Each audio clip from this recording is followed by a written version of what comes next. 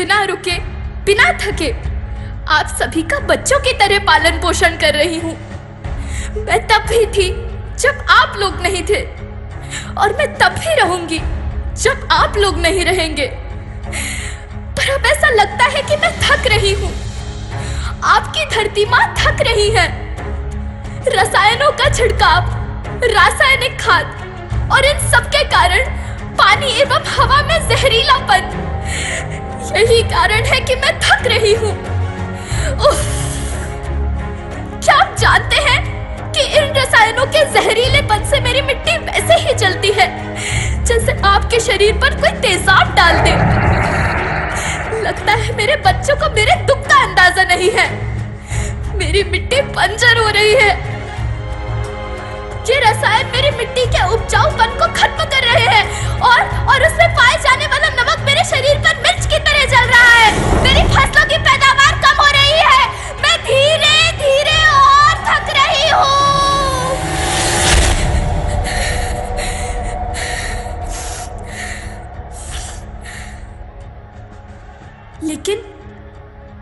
लेकिन अब मुझे याद आता है कि पहले मैं बहुत सुंदर थी, बहुत प्रसन्न थी, हमेशा हंसती थी।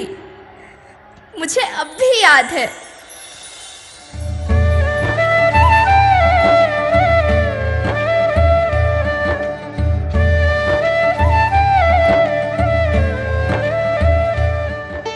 मैं तुम्हारी माँ सुंदर क्यों ना होती?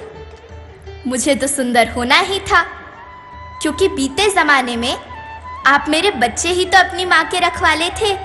आप लोग प्राकृतिक खेती करते थे, और फिर हमारी सभ्यता में तो प्रार्थना भी धरती कल्याण की है। ओम द्यौ शांति, अंतरिक्षः शांति, पृथ्वी शांति, ओषधयः शांति, वनस्पतयः शांति। ओम शांति शांति शांति।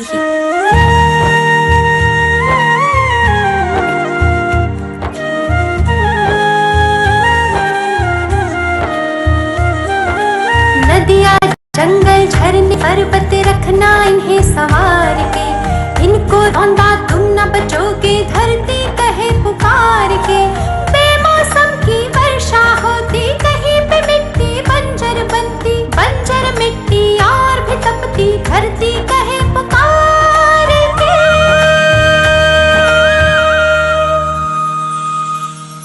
हजारों साल से मनुष्य धरती की गोद में रहता आया है, लेकिन आज मैं आपसे पूछती हूँ कि आपने इसके बदले धरती माँ को क्या दिया? ये जहरीले रसायन, अप्राकृतिक खाद जो मिट्टी को बंजर कर रहे हैं, उर्वरकता को बर्बाद कर रहे हैं। आप अच्छी पैदावार के लालच में जो रासायनिक खाद अपने खेतों में डाल रहे हैं, वो अभी तो लाभ देगी, लेकिन लंबे समय में उसी रासायनिक खाद का नुकसान भी है। रासायनिक खाद जहर समान है, और तो और फसलों में पानी की खपत भी बढ़ गई है, जिससे खेती की लागत बढ़ रही है और पानी का स्तर जमीन के काफी नीचे जा रहा है।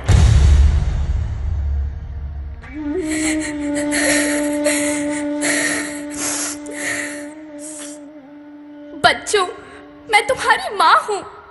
मैंने तुम्हें सुख से जीने के लिए पर्याप्त संसाधन दिए हैं, पर तुम्हारे लालच की पूर्ति के लिए नहीं दिए।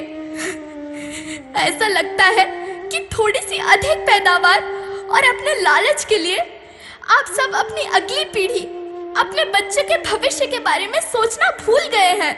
सोचो, क्या तुम अपने बच्चों को ऐसे खेत देना चाहते हो जो बंजर हो?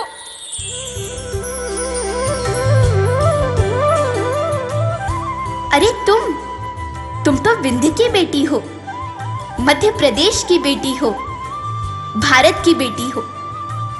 आओ, तुम ही मेरे बच्चों को कुछ बताओ। धरती माँ, हम तो अपने विंध्य के सवै जनन का केवल इतने कहे चाही थे कि प्राकृतिक खेती या समय के मार्ग बन चुकी है। प्राकृतिक खेती या उद्देश्य के साथ होत है कि जौने जमीन और हमरे मिट्टी के उर्वरकता बनी रहे। हम सबका प्रकृति के साथ मित्र जैसा व्यवहार करे चाहिए का ध्यान दे के सुने और देखे के विनती करी थी। अभी न संभले मेरे बच्चे तो फिर तुम पछताओगे। नेचुरल फार्मिंग न हुई तो हाथ धरे रह जाओगे। माँ का शोषण कौन है करता, कौन है मिट्टी जहर से भरता। जब से जैविक खाद को छोड़ा, खुशहाली से नाता तोड़ा। अभी न संभले मेरे बच्चे तो फिर तुम पछताओगे, तो फिर तुम पछताओगे। लेकिन धरती माँ, आपको सुरक्षित और प्रसन्न रखने का उपाय क्या है? एक ही उपाय है, धरती एक, परिवार एक, भविष्य एक। इस मूल मंत्र को आत्मसात कर लो। प्राकृतिक संसाधन को बचाओ, प्राकृतिक खेती को अपनाओ और परंपरागत देसी पद्धति से, जैसे गो आधारित उत्पाद, जीवामृत, बीजामृत, पंचगव्य, गोमूत्र, छाछ का उपयोग करो ताकि मिट्टी की उत्पादकता बनी रहे। याद रखना, मैं माटी हूँ। माँ होना मेरे नाम में बसा है। पोषण करने के लिए ही मैंने जन्म लिया है। करोड़ों सालों तक धरती पर सांसों की डोर आगे बढ़ाई। पेट भरा जब सबका, तभी मैंने संतुष्टि पाई। वो माँ हूँ मैं सबकी, जिसने जन्म न देकर भी जीवन संभव बनाया। अन्नदाता मेरे पुत्र किसान, तुमने ही तो इसमें मेरा साथ निभाया। दिन रात सींच पसीने से मुझको हर मुंह तक रोटी पहुंचाई। जब तुमने माथे मुझे लगाया, मैं हरियाली बनकर मुस्काई। मिट्टी बंजर होने से या धरती के नुकसान से किसी एक देश, एक द्वीप, एक समाज या एक धर्म का नुकसान नहीं है, बल्कि सभी का है, क्योंकि सभी आपस में बंधे हैं। धरती की श्रृंखला टूटी, माला टूटी, सब बिखर जाएंगे, सब खत्म हो जाएंगे।